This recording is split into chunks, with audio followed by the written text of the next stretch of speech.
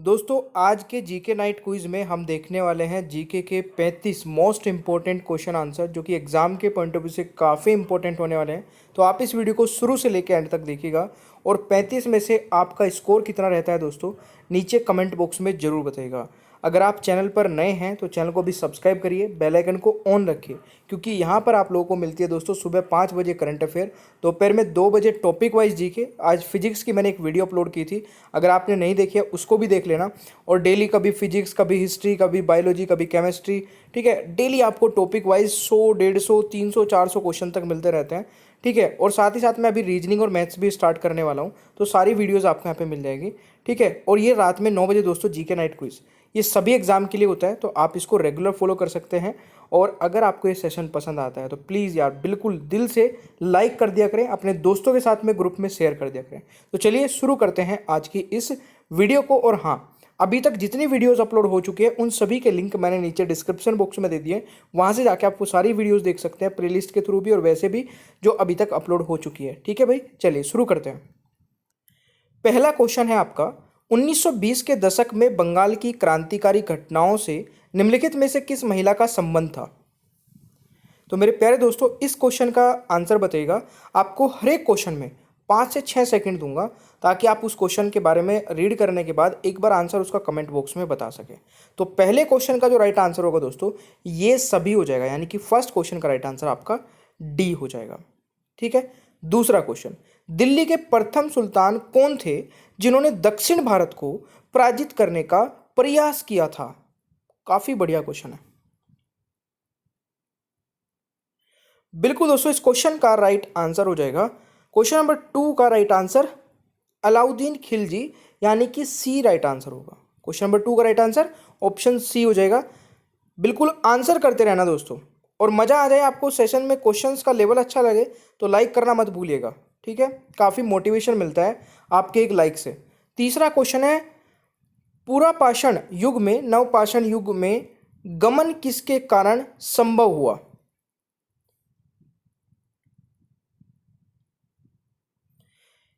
तीसरे क्वेश्चन का right answer हो जाएगा अन्न का उत्पादन, यानी कि ए राइट आंसर हो जाएगा दोस्तों।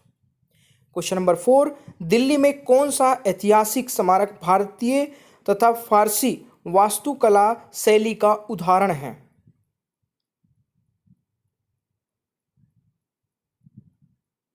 इस क्वेश्चन का राइट आंसर हो जाएगा दोस्तों हुमायूं का मकबरा, यानी कि ऑप्शन सी राइट आंसर होगा क्वेश्चन नंबर 4 का। क्वेश्चन नंबर 5, चक्रवर्ती राजगोपालाचारी से ठीक पहले निम्नलिखित में से कौन भारत का गवर्नर जनरल था।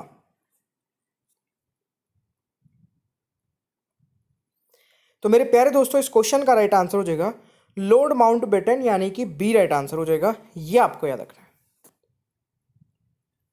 नेक्स्ट क्वेश्चन है क्वेश्चन नंबर 6, वर्ष 1930 के शारदा अधिनियम का उद्देश्य क्रम किस आयु से कम के लड़के तथा लड़कियों के विवाह के संपन्न होने को निरुत्साहित करना था।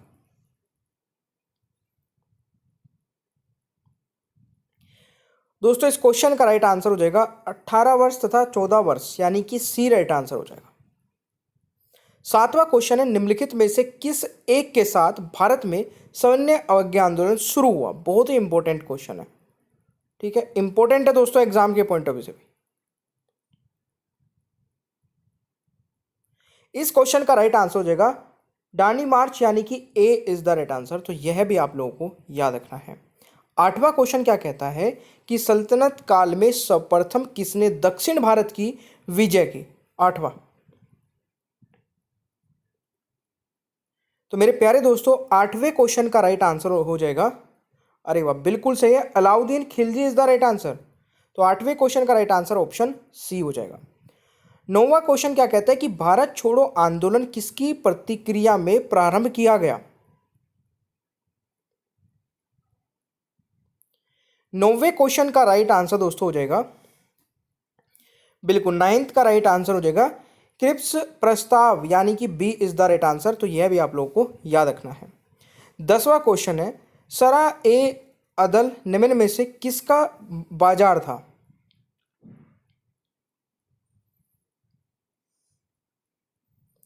10वें क्वेश्चन का राइट आंसर हो जाएगा बिल्कुल सरा ए अदल निम्न में से किसका बाजार था? वस्त्र एवं अन्य वस्तुओं का। यानी कि 10वें क्वेश्चन का राइट आंसर आपका बी हो जाएगा भाई। 11वां क्वेश्चन है, कुल उर्वरकों के प्रयोग की दृष्टि से विश्व में भारत का स्थान है। कुल उर्वरकों के उपयोग की दृष्टि से विश्व में भारत का स्थान है। मेरे प्यारे दोस्तों, इस क्वेश्चन का राइट आंसर हो जाएगा बिल्कुल पहला स्थान है।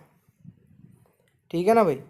12वां क्वेश्चन क्या कहता है, थोड़ा ध्यान से पढ़िएगा, लंबा इसके जो पॉइंट्स हैं आंसर 4 ऑप्शंस वो थोड़े लेंथी है, तो आराम से पढ़िएगा, टाइम ज़्यादा दूंगा। भारत सरकार द्वारा चलाए गए विभिन्न कार्यक्रमों में से निर्मल ग्राम पुरस्कार क्या है?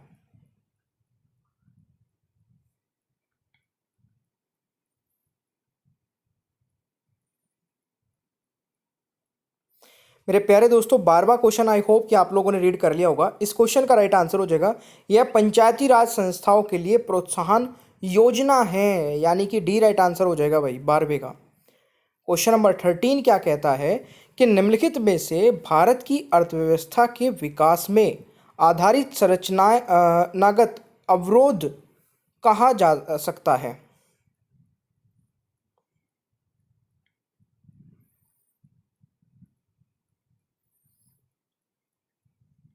तो राइट आंसर हो जाएगा अत्यधिक विविधता के वित्तीय संस्थानों का अस्तित्व। यानी कि right answer is option B. Question number 14 है, अंतर्राष्ट्रीय संधियों को भारत के किसी भाग अथवा संपूर्ण भारत में लागू करने के लिए संसद कोई भी कानून बना सकती है। मेरे प्यारे दोस्तों, क्वेश्चन नंबर 14 का राइट आंसर हो जाएगा बिना किसी राज्य की सहमति से। यानी कि डी राइट आंसर होगा भाई। क्वेश्चन नंबर 15 है, विधान परिषद का सभापति कौन होता है?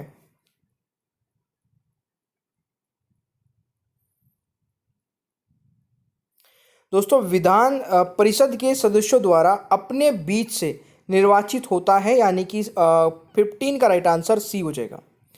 16 क्वेश्चन है दोस्तों, सर्वोच्च न्यायालय में न्यायाधीशों की नियुक्ति किस देश की न्याय प्रणाली से प्रेरित है?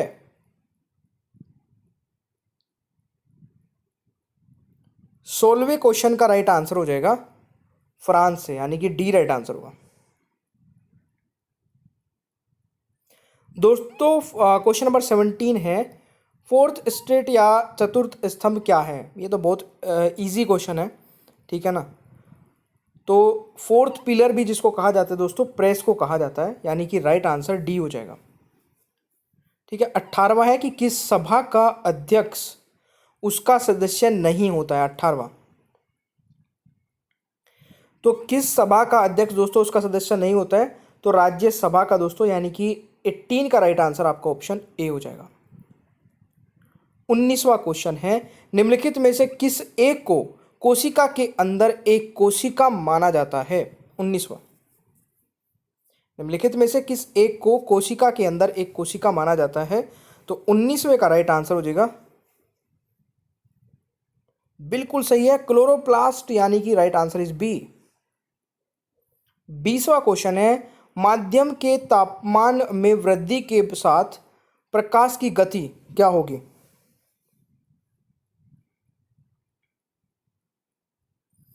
तो दोस्तों, राइट आंसर हो जाएगा वैसी ही रहती है। यानी कि सी राइट आंसर होगा। 21वां क्वेश्चन है, वायुमंडल की किस सतह के तापमान में बहुत अधिक उतार चढ़ाव नहीं होता?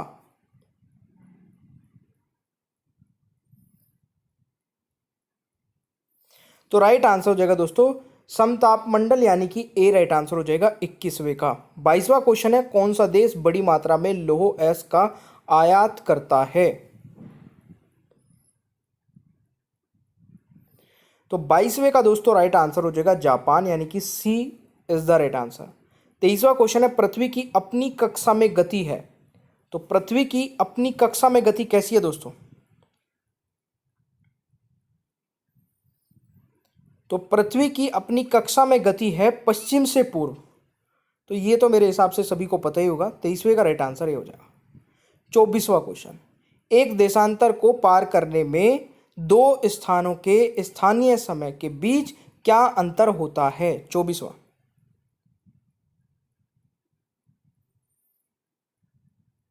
राइट आंसर मेरे प्यारे दोस्तों 4 मिनट हो जाएगा, यानी कि B is the right answer. 25वां क्वेश्चन है, निम्नलिखित जिलों में से किस एक में हाल ही में हीरायुक्त केम्ब्रलाइट के वृहत भंडार पाए गए हैं? राइट आंसर हो जाएगा दोस्तों रायपुर, यानी कि 25वें का राइट आंसर आपका बी हो जाएगा। 26वां क्वेश्चन है, निम्नलिखित में से किस एक राज्य में रंगनाथू पक्षी अभयारण्य स्थित है? तो राइट आंसर दोस्तों कर्नाटक हो जाएगा। 27वां क्वेश्चन है, पंजाब के निर्माण में सबसे महत्वपूर्ण नदी कौन सी है?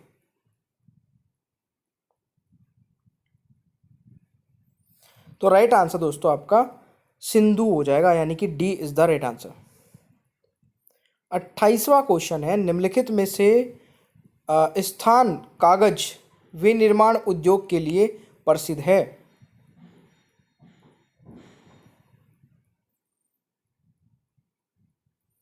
तो राइट आंसर दोस्तों 1, 2 और 4 राइट आंसर हो जाएगा, यानी कि बी यहां पर सही उत्तर होगा।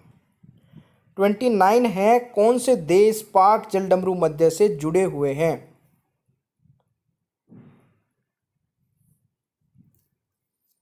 तो पाक जलडमरू मध्य से जुड़े हुए हैं दोस्तों भारत और श्रीलंका, ना कि भारत और पाकिस्तान। काफ़ी सारे स्टूडेंट इसको यही गलती कर देते हैं। 30वां क्वेश्चन कहता है कि अगस्त 2006 में भारत सरकार ने ग्रामीण विद्युतीकरण नीति अधिसूचित की। इस नीति का लक्ष्य किस वर्ष तक सभी घर में बिजली पहुंचाना था? तो इस क्वेश्चन का दोस्तों राइट आंसर हो जाएगा 2012 तक। ठीक है, ये क्वेश्चन बनता है अब। 31वां क्वेश्चन, ब्याज दर में परिवर्तन निम्नलिखित उद्देश्य से रखी जाने वाली मुद्रा की मात्रा को बहुत प्रभावित नहीं करता है?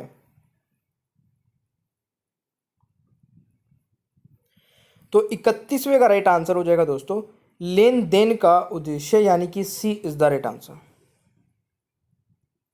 32वां क्वेश्चन है, परिवर्तनीय शब्द SRO जो पूंजी बाजार में विविध बाजार प्रतिभागियों के लिए प्रयुक्त होता है, निम्नलिखित में से किस एक के लिए है?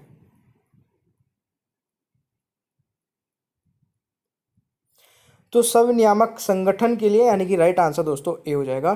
33वां क्वेश्चन है, निम्नलिखित में से कौन सा अप्रत्यक्ष कर का उदाहरण नहीं है? 33वां। तो 33 का दोस्तों राइट आंसर हो जाएगा वे कर, यानी कि D is the right answer.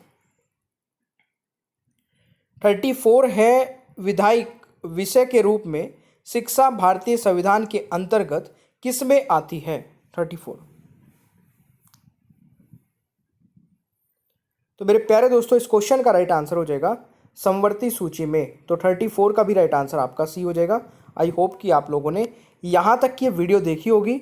और आप दोस्तों मुझे प्लीज़ कमेंट बॉक्स में ज़रूर बताइएगा कि आपके 34 में से क्या स्कोर रहा है। सॉरी 34 में से, ठीक है। और ये वीडियो अगर पसंद आई है तो बिल्कुल दिल से दोस्तों इस वीडियो को लाइक करिए। मेहनत लगती है आप लोगों के लिए रेगुलर हूँ, एक भी दिन की वीडियो नहीं मिस कर रहा हूँ, चाहे करंट अफेयर हो, चाहे टॉपिक वाइज जीके हो, चाहे आपका जीके नाइट क्विज हो। चैनल पर नए हैं तो सब्सक्राइब करिए, बेल आइकन ऑन रखिए, सारी वीडियोज़ को देखिए। जो नीचे डिस्क्रिप्शन बॉक्स में मैंने अभी तक वीडियो अपलोड किए उनके लिंक दिए, उनको भी देखना स्टार्ट करिए। मिलते हैं नेक्स्ट क्लास में। Thank you so much, bye bye everyone.